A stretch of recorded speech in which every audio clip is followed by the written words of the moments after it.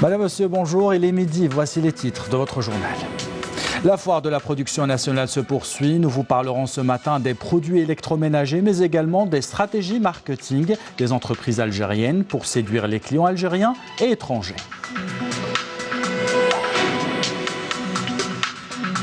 Nous vous emmenons à Gherdaya pour prendre un thé au carrefour des amis. Plus qu'une aire de repos, vous allez le voir, un endroit chaleureux pour tous les visiteurs. Nous vous proposons dans ce journal de belles images des cascades de Zondey à Médéa, un endroit très prisé, surtout en cette période de vacances. Voilà pour les titres. Bienvenue à tous. Nous entamons ce journal par cette information. La route continue à faire des victimes. 6 personnes ont trouvé la mort et 5 autres ont été blessées suite à un accident de la circulation survenu hier après-midi dans la wilaya d'El Oued, selon les services de la protection civile.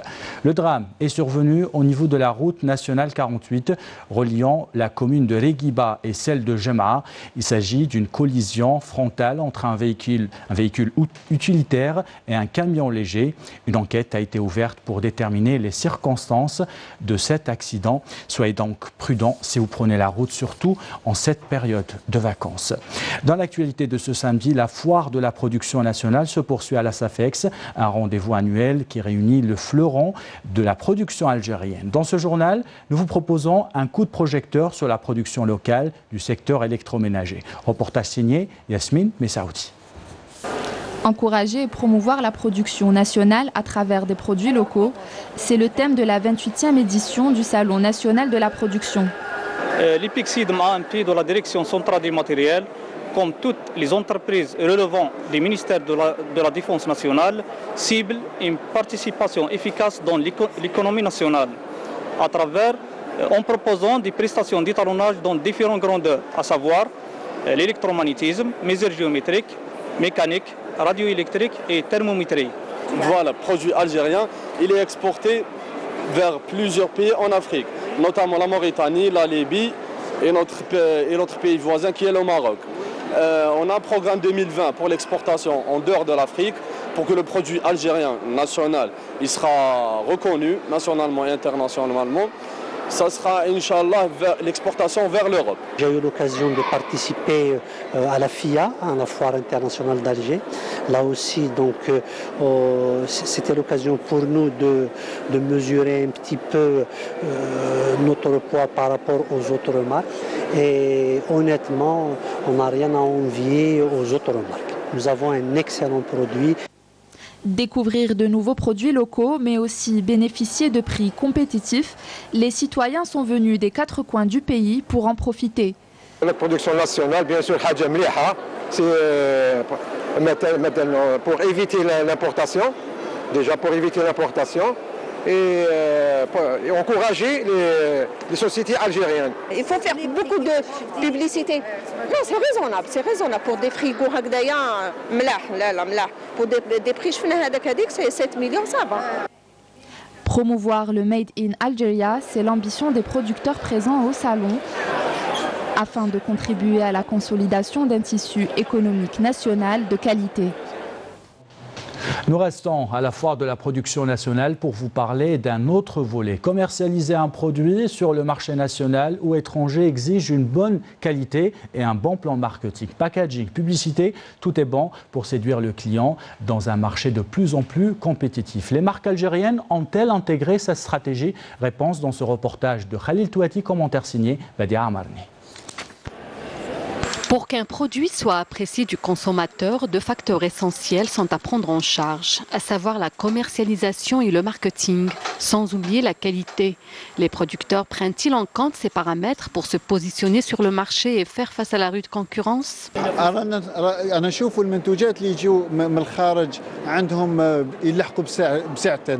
Les produits qui proviennent de l'étranger sont vraiment concurrentiels avec des prix abordables.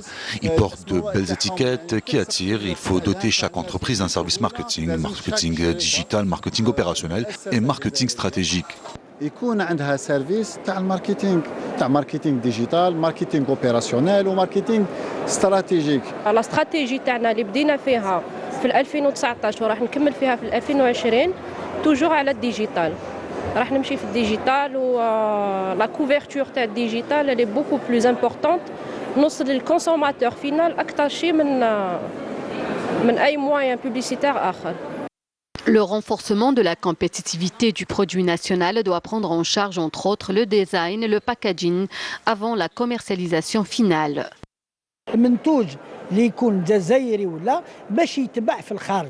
Pour sa commercialisation à l'étranger, le produit algérien doit répondre à des normes, non seulement de la qualité, mais aussi de l'emballage.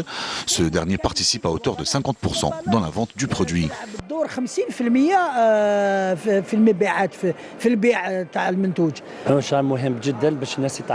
La publicité, c'est important pour faire connaître une entreprise. Il y a de nouvelles entreprises qui ne savent pas où s'adresser pour faire de la publicité.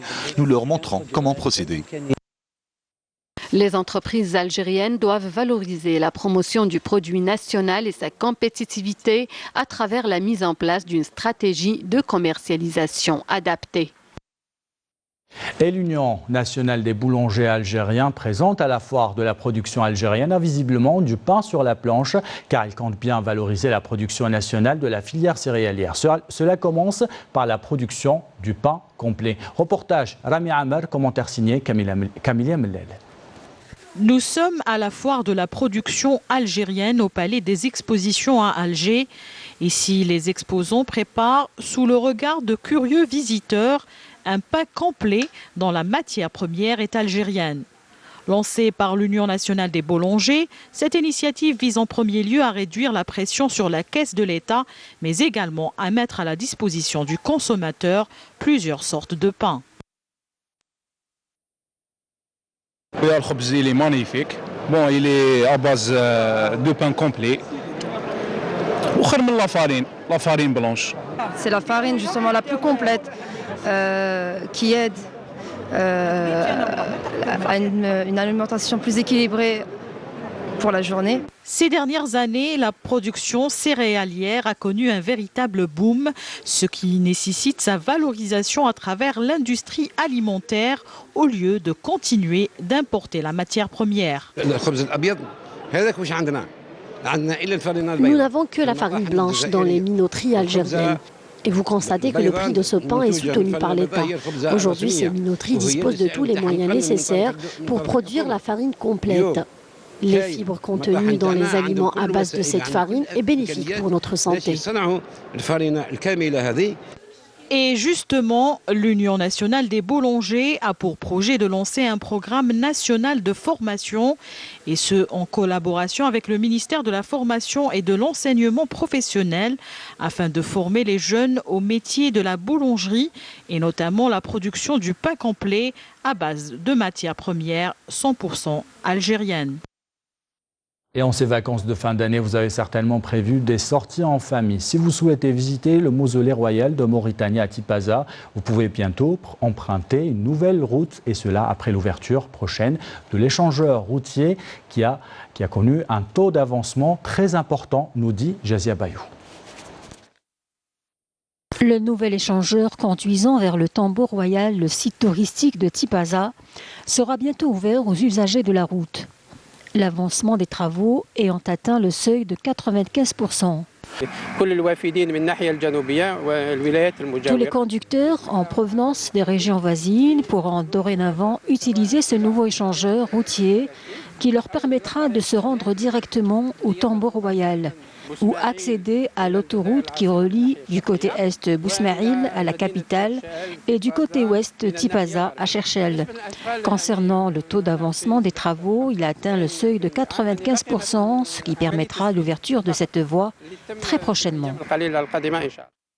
En attendant l'ouverture de cette voie, les automobilistes qui empruntent la route menant au Tambour royal continuent d'endurer le calvaire. C'est vraiment dérangeant. Pour accéder au Tambour royal, nous devons passer par plusieurs chemins. Les travaux ont permis d'élargir la route et c'est tant mieux. En plus de faciliter l'accès au site touristique de Sidi Rached, cet échangeur permettra également la fluidité de la circulation. Et à Elizi, des routes sont tracées, des locaux sortent de terre, aucune commune n'est laissée de côté. Objectif, améliorer les conditions de vie des habitants de la wilaya, mais également de toutes les communes limitrophes. Yassine Aït Belkacem. De nouvelles infrastructures voient le jour dans le chef-lieu de la wilaya d'Elizi.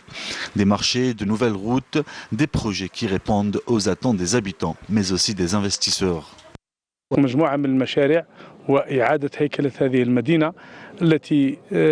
lancement de plusieurs infrastructures permettra à cette wilaya de bénéficier d'un nouvel aménagement afin qu'elle soit un important pôle citadin par excellence. Des routes à double sens qui dépassent 5 km avec des marchés de fruits et légumes.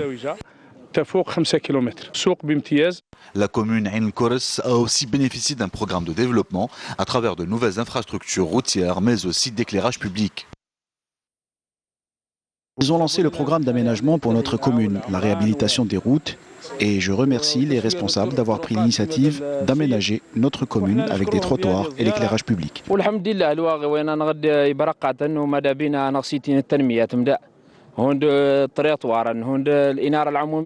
Ce programme de développement permettra à Elizi de doter ces zones enclavées des moyens nécessaires afin d'améliorer le niveau de vie des habitants. Ce communiqué du ministère de la Défense nationale maintenant, dans le cadre de la lutte antiterroriste, un détachement combiné de l'armée nationale populaire a arrêté hier un individu de soutien au groupe terroriste à Blida, tandis qu'un autre détachement de l'armée nationale populaire, en collaboration avec des services de sûreté nationale, ont intercepté à Ouargla 5 individus et ont récupéré un pistolet mitrailleur de type Kalachnikov et une quantité de munitions et ont saisi 10 kg et 112 grammes de kif traité et une somme d'argent estimée à 130 millions de centimes. Dans le cadre de la lutte contre la contrebande et la criminalité organisée, des détachements de l'armée nationale populaire et des éléments de la gendarmerie nationale ont arrêté à Tébessa, Ouargla et Sidi Bel Abbès 4 individus et saisi 2 véhicules et 33 291 comprimés psychotropes et une somme d'argent estimée à 2 560 millions de centimes. Par ailleurs, des éléments de la gendarmerie nationale et des gardes de frontières ont intercepté 5 narcotrafiquants et saisi 60 kg de kif traité à Tlemcen et à Tizi Ouzou. Dans le même contexte, des détachements de l'armée nationale populaire et des éléments de la gendarmerie nationale ont arrêté à Bouakhi, à Batna, à Msila, 3 personnes et ont saisi un véhicule et 4 fusils de chasse et 6 kg de poudre noire, tandis qu'un autre détachement de l'armée nationale populaire a appréhendé un individu à bord d'un véhicule tout-terrain chargé de 1,75 tonnes de denrées alimentaires à Ingezem.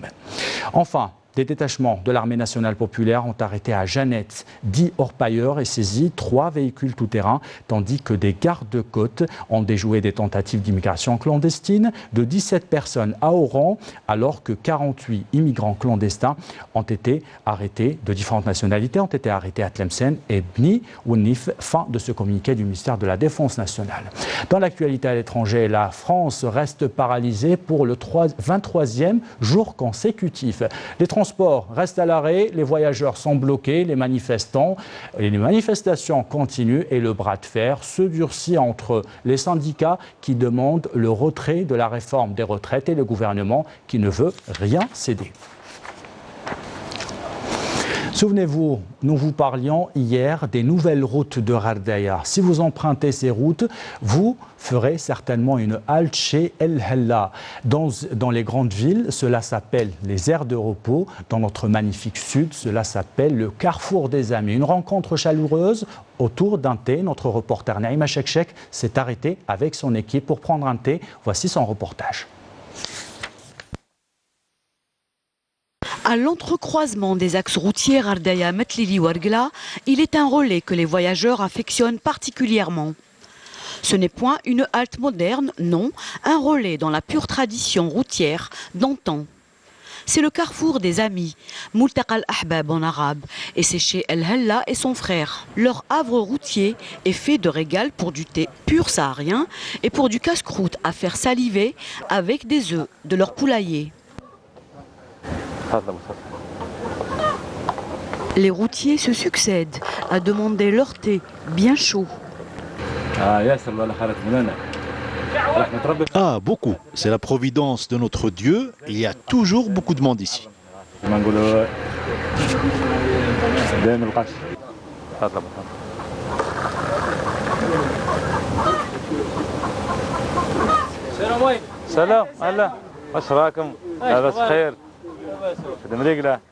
C'est un monde familier qui s'arrête forcément au carrefour des amis. Un monde adopté depuis longtemps déjà dans ce sympathique lieu. Les amis se rencontrent dans cet embranchement et se reposent un peu. Ils viennent de Mnia, de Gherdaya, de Ouergla et d'ailleurs. Ces voyageurs, élevés au rang d'amis à force d'habitude routière, trouveront même une petite boutique souvenir. Ici, ça s'appelle aussi le relais des Fouinis. J'habite ici et nous sommes ouverts jour et nuit, H24. Les gens viennent ici de toutes les wilayas. Toutes les routes de ce sud, si accueillant, feront forcément passer par le carrefour de la Postée, chez El Hella.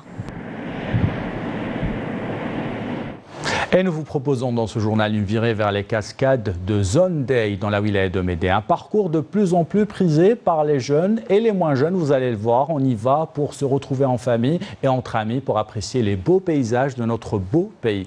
Raouf Hamouche a pris son sac à dos et a testé cette aventure pour nous. Voici son reportage. Basket, sac à dos et détermination, voilà les trois ingrédients indispensables pour ces mordus de la randonnée qui s'apprêtent à entamer un parcours de 6 km de marche sur les hauteurs de Hamdaniya, situées dans la wilaya de Mdéa. Seul ou en famille, on vient découvrir les cascades de Zondey, cette merveille naturelle et oublier le stress de la ville. On est pour la nature, on est des biologistes. Je suis venu en famille. Où j'aimerais bien que tout le monde qui vient ici, au moins on préserve la nature. J'ai mes enfants qui aiment toujours la nature. J'ai le petit que vous avez vu tout à l'heure, en plein été, il préfère aller à Tikjita qu'aller à la plage. Alors, ça s'explique tout.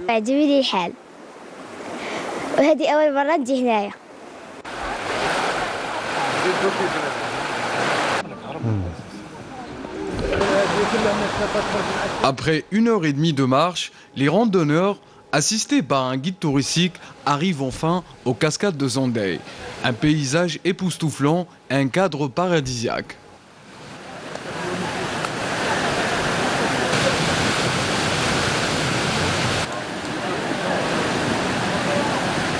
اليوم درنا une randonnée في les cascades de Zondey, exactement جاية في مدينة في حمدانية. On a fait un parcours de 6 km. Notre travail consiste à développer le tourisme national, tout ce qui est les campings, les randonnées et tous les environnements, genre les montagnes, les plages, le Sahara. Nous aimons vraiment cet endroit et nous profitons au maximum de ces moments et de ces paysages que nous offre cette nature. Très bien. Après l'effort, vient le temps de retrouver quelques délices, notamment un repas accompagné d'une mélodie. يا بابور النار حرقني من كحلة الشفار يا بابور النار حرقني من كحلة الشفار يا زين المسرار يا زين المسرار يا زين المسرار راها ناري تشعل وتزين يا زين المسرار راها ناري تشعل وتزين.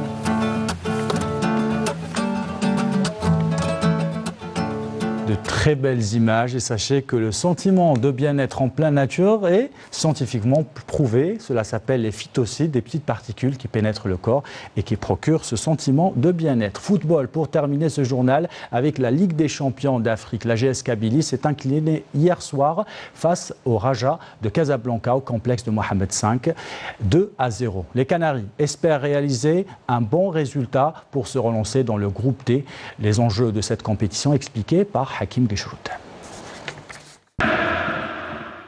La GS Kabylie, l'un des deux représentants algériens en phase de poule de la Ligue des champions d'Afrique de football, s'est incliné hier face au Raja de Casablanca en match disputé au complexe Mohamed V dans le cadre de la 3e journée du groupe D de la Ligue des champions d'Afrique. Après une première mi-temps terminée sans but, les locaux se sont révoltés après la pause en ouvrant la marque par l'entremise de l'attaquant congolais Ben Malongo, 51e, avant que Sofiane Rahimi ne corse l'addition 3 minutes plus tard à la 54e minute de jeu. Les choses se sont compliquées pour la GS Kabylie qui concède sa 2e défaite de rang en déplacement après celle face à l'Espérance de Tunis, 1-0, un revers qui fait reculer les Canaries à la 3e place au classement avec seulement 3 points. Lors de la 4e journée, la GS Kabylie recevra le 10 janvier le Raja Casablanca à 17h, alors que l'Espérance de Tunis se rendra à Kinshasa pour affronter l'AS Vita Club le 11 janvier.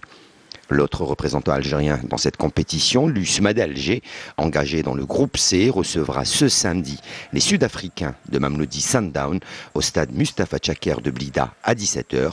Les Algériens comptent seulement 2 points en 2 matchs. Et puis sachez que cet après-midi à 17h, l'USM Alger, 2e représentant algérien en Ligue des champions africaine, affrontera la formation sud-africaine Mamelodi Sundowns pour le compte de la 3e journée du groupe C. On souhaite bon courage à l'USM d'Alger. Le 12+ de cette semaine nous plonge au cœur des massifs côtiers de Babourt-Tababourt. Des massifs qui ont enfin pu accéder au rang de parc national grâce à leur biodiversité floristique, faunistique et avifaunistique. Le parc compte aussi dans un futur proche, être intégré à la réserve biosphère de Taza. Le reportage est signé Rahim Abdelaziz.